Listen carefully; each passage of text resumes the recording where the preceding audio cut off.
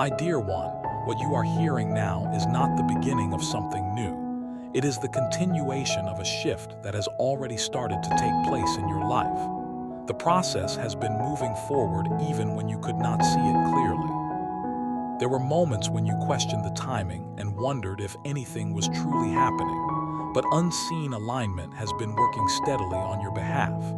What felt inactive was intentional, and what seemed delayed was being carefully orchestrated.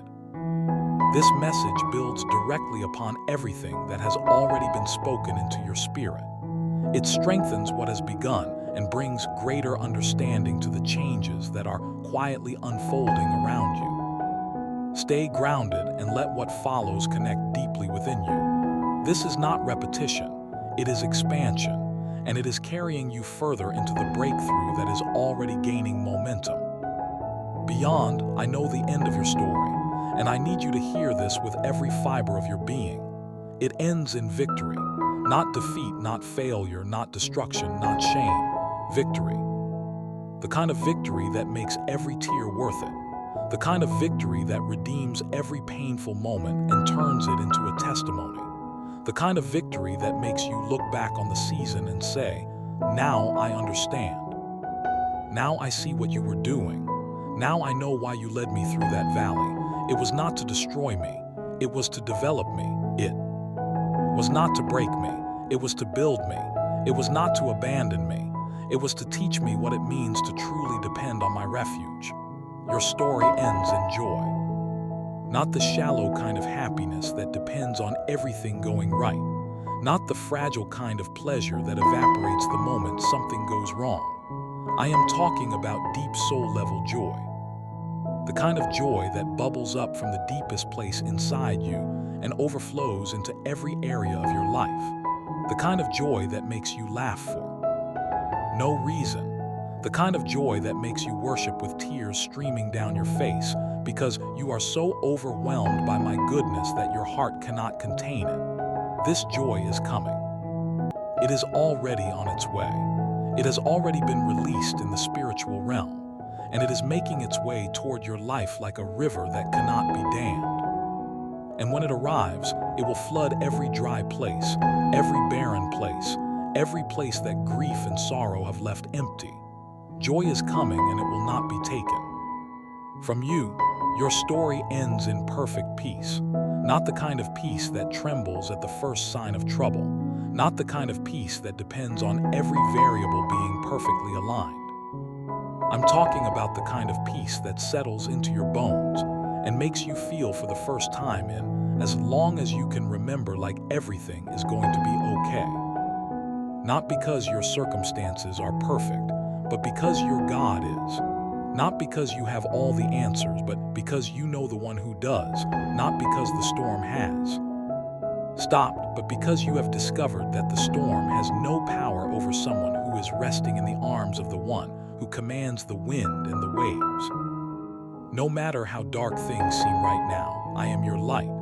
I am not a flickering flame that the wind can extinguish. I am not a dim glow that barely cuts through the shadows. I am the blazing, brilliant, unstoppable light that darkness cannot overcome. Darkness has never overcome my light, and it never will. It does not matter how thick the darkness is. It does not matter how long it has been lingering. It does not matter how many layers of shadow have piled up around your life. One moment in my presence, one encounter with my light, and the darkness begins to retreat. Not gradually, not hesitantly. It retreats the way night retreats before the breaking of day, completely, thoroughly, irreversibly, because darkness is not a force.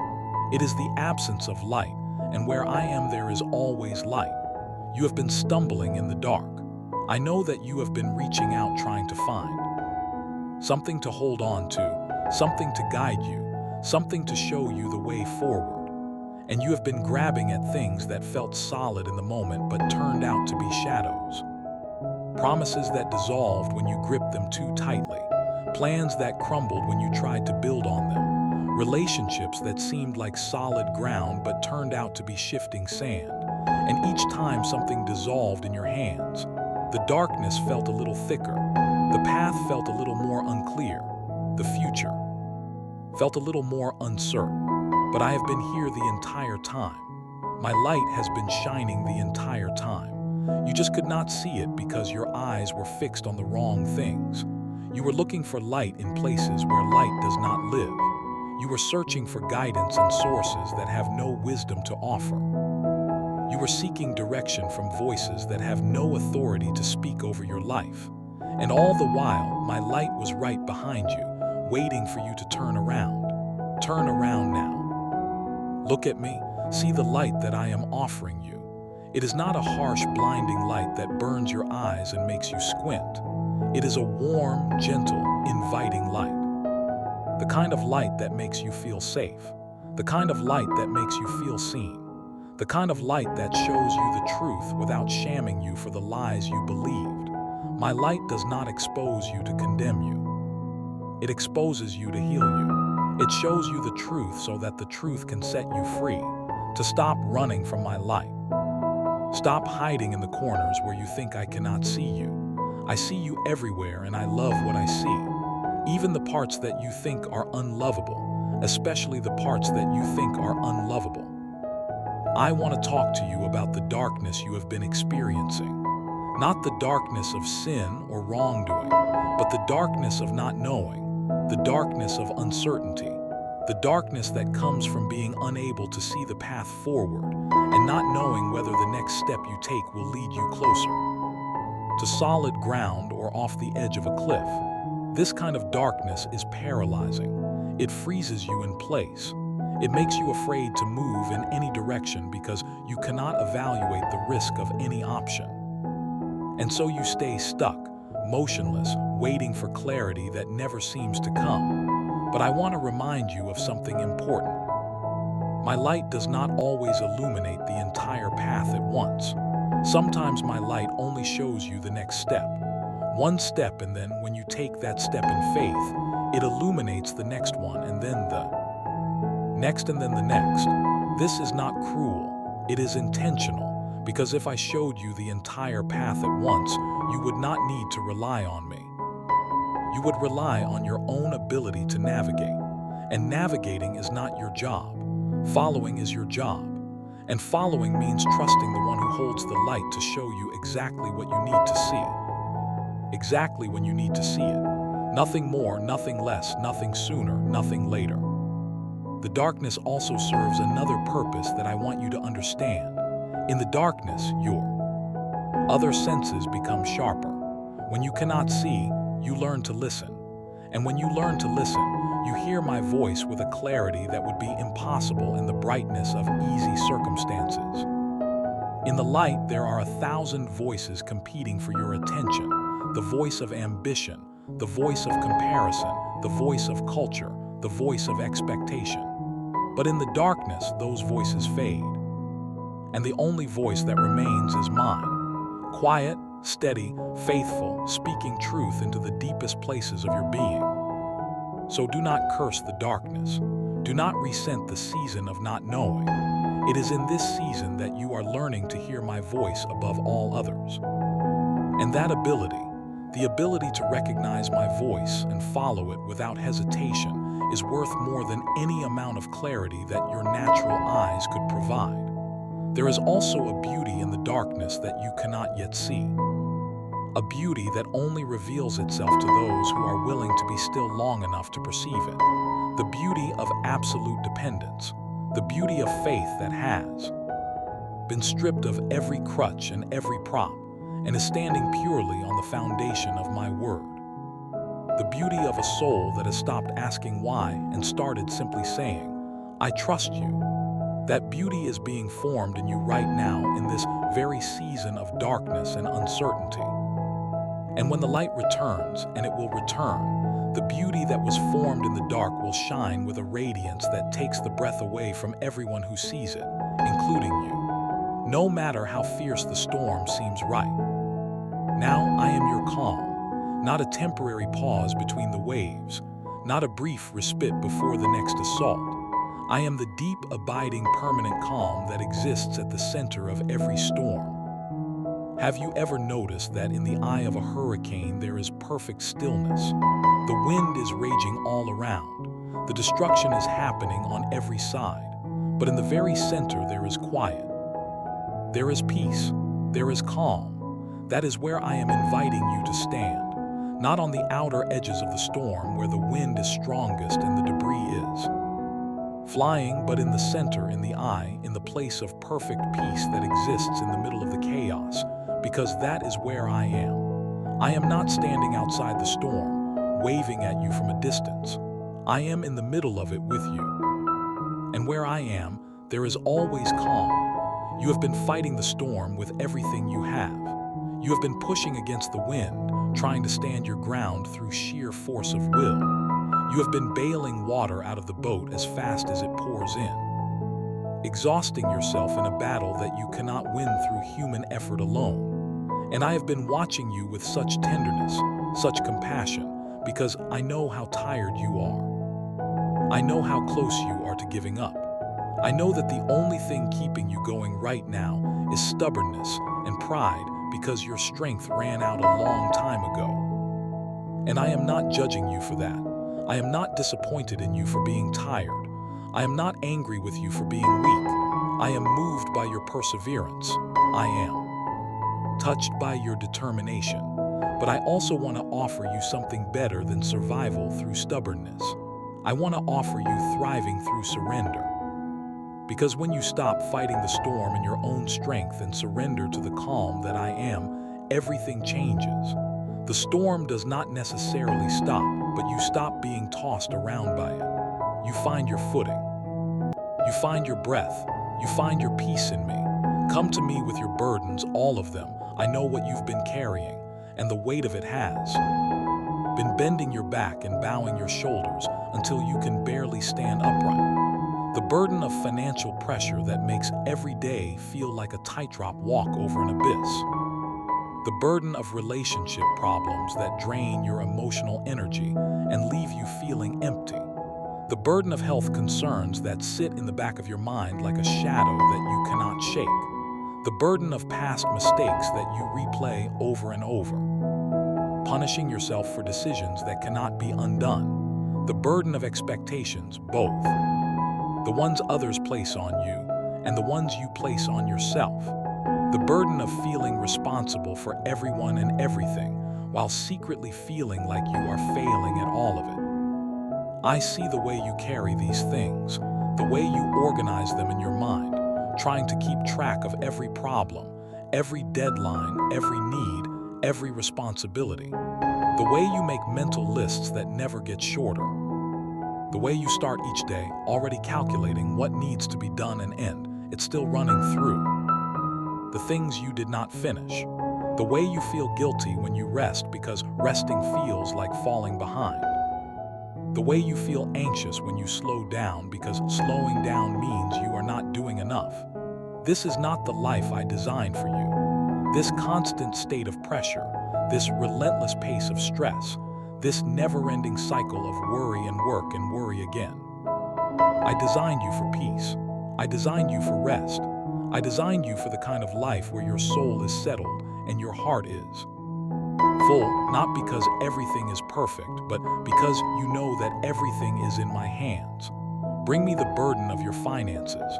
I know that money has been a source of constant stress. I know that you lie awake calculating numbers that never seem to add up. I know that you have been robbing your peace to fund your survival, sacrificing your mental health to keep the bills paid, giving away your joy to maintain a lifestyle that the world says you need. And I want to tell you something. Your financial situation is not outside my awareness or my ability. I am the God who fed millions of people in the wilderness with bread from heaven. I am the God who multiplied 5 loaves and 2 fish to feed thousands. I am the God who told a broke fisherman to throw his net on the other side of the boat and pulled up a catch so massive that the nets began to break. I am not limited by your bank account. I am not constrained by your income. I am not concerned about the economy. My provision operates on a completely different system than the world's economy. And when you bring your financial burden to me, when you lay it at my feet and choose to believe that I will provide, you step into a realm of provision that defies human calculation. I want to be very specific about what I mean by provision. I am not talking about giving you just enough to get by. I am not talking about scraping the bottom of the barrel and handing you the bare minimum. I am talking about abundance, about overflow, about provision so generous that it spills out of your life and into the lives of the people around you. I am talking about the kind of provision where you have enough to pay your bills and enough left over to be generous, where your needs are met and your soul is at peace because you know that the God who provided for you in this season will provide for you in the next season and the season after that and the season after that. My provision is not a one-time event. It is a lifestyle. It is a continuous flow of resources from a source that never runs dry. And when you plug into that source, when you stop trying to generate your own supply and start receiving from mine, you enter a dimension of financial freedom that has nothing to do with how much money is in your account and everything to do with how much confidence you have in the one who owns the cattle on 1,000 hills. I'm also not limited to providing through the channels you expect. You have been looking for provision through your job, through your salary, through the systems that the world has established for generating income. And those are legitimate channels. I often use them, but I am not confined to them. I can open doors that you did not know existed. I can create opportunities that have no logical explanation. I can move on the hearts of people you have never met to become instruments of my provision in your life. I can redirect resources from places you never imagined to arrive in your hands at exactly the moment you need them. So stop limiting my provision to what makes sense to your natural mind. My provision operates in the realm of the supernatural. And when you open yourself up to supernatural provision, you will see things happen that will make you weep with gratitude. Bring me the burden of your relationships, the ones that are broken, the ones that are strained, the ones that cause you more pain than joy, the ones where you give and give and give and never receive anything in return, the ones where you feel invisible, the ones where you feel used, the ones where you feel trapped. I know the loneliness that comes from being surrounded by people who do not really know you. I know the pain of loving someone who does not love you back. I know the exhaustion of trying to fix relationships that only one person is working to repair. And I want you to know that I care about every single one of these relationships.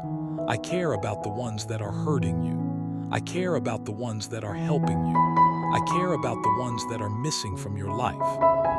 And I am working in all of them. Sometimes my work means healing. Sometimes my work means removing. Sometimes my work means introducing new people into your life who will love you the way you deserve to be loved. Whatever my work looks like, it is always motivated by love. And it is always aimed at your good. I know the relationship that weighs heaviest on your heart right now. The one that you think about more than any other. The one that keeps you praying and pleading and hoping for change that never seems to come. Maybe it is a marriage that has lost its warmth, where two people who once could not bear to be apart now feel like strangers sharing the same space, where the conversations have become transactional, limited to logistics and schedules and responsibilities, with no room left for the kind of deep soul connecting communication that drew you together in the first place. Maybe it is a parent-child relationship that has been fractured by misunderstanding, by unspoken words, by expectations that were never communicated and therefore never met. Maybe it is a friendship that was once the foundation of your social life, but has slowly eroded until now you barely recognize the person who used to know you better than anyone. Whatever that relationship is, I see it. I understand its complexity.